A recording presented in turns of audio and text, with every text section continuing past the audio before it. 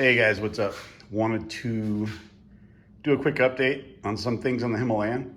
Actually, I just wanted to report one on the tire wear. I've had these Mitas tires on here for a little over 3,000 miles now, and they still look brand new.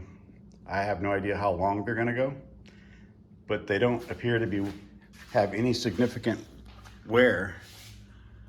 There's a wear bar down there if you can see it, and you see how deep the tread still is. So I've got the Mitas EO7 Plus on the rear, and on the front, the Mitas Dakar.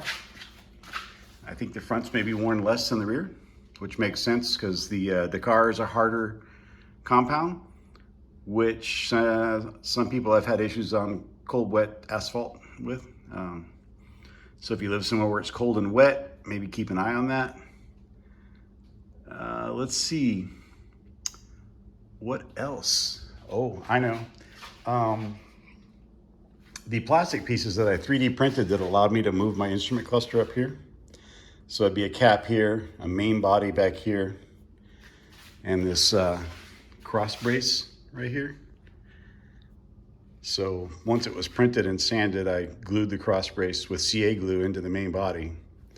I also printed this black block up here and put a piece of leather on the front, but it's basically to support my windshield. If you don't have this same windshield setup, you wouldn't need that, of course. So yeah, printed that. I drilled a hole in the cap oversized, and maybe you're wondering why I'm carrying this around. I wanted to show you the type of screw that I use. It's stainless steel. Got it at Ace Hardware. Drilled a hole so this would, slide through the cap. And then I obviously drilled the hole in the main body smaller so I could thread this in. It's been perfectly reliable as far as holding the instrument cluster. This weighs like less than a pound. So nothing to worry about there. The harness for the electrical connecting to the back of this is long enough to bring up and connect here, no problems.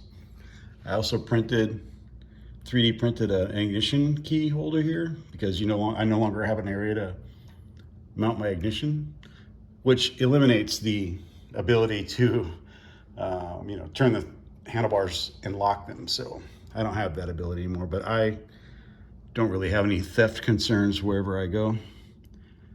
And I ended up using a different ignition key because I'll let you in on a little secret. Maybe I shouldn't, but I'm going to. On a Himalayan, the main key from the factory, there's no electronics in it. The key's not coded to the bike in any way. It's basically a switch. Literally, you turn the key plus the negative, connects two wires together, turns on the bike. So easiest bike in the world to hotwire would be this one. So yeah, what I did was I found an ignition switch, the smaller one anyway, that I could relocate in a smaller area, and just wired it in using the factory connector and some solder and heat shrink. Let's see, what else? I think that's about it. So yeah, if you want to print these things, I uploaded them to Thingiverse. I will put a link in the description of this video. If you do decide to print them, I use PETG, P-E-T-G. There's probably stronger. If you're not familiar with 3D printing, I would get with someone that is familiar with it. Use the strongest material that you can get your hands on. Not really required, but why not use the strongest you can get if that's available to you? And as always, use at your own risk.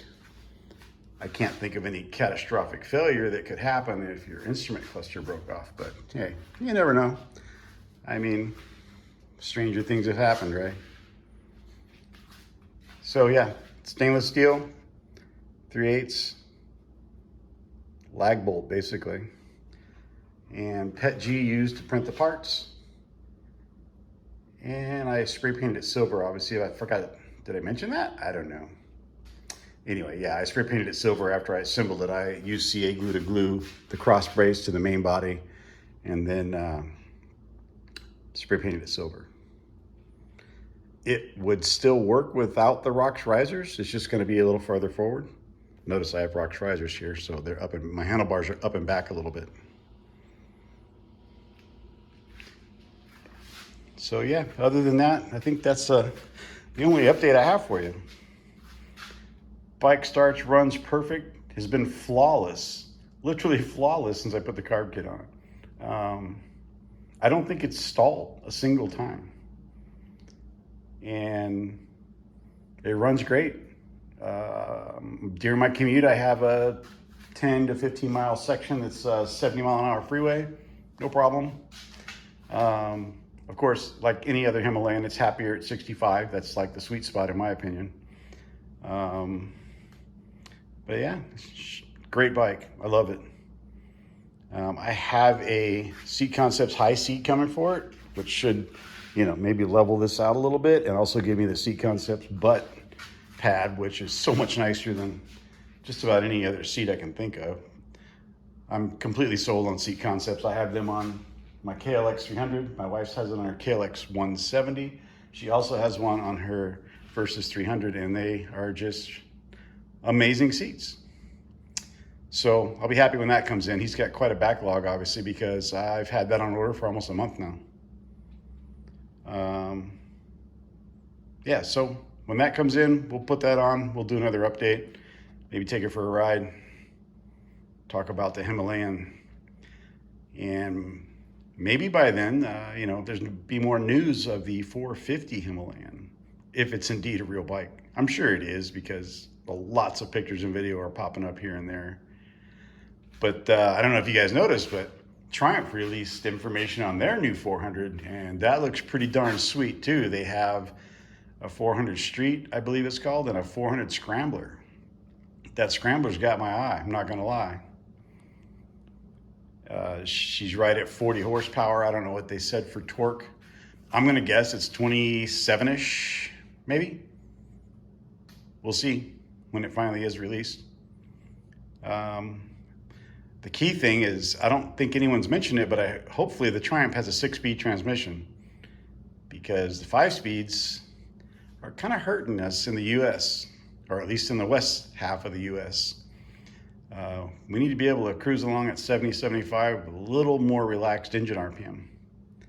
And that would make things much happier.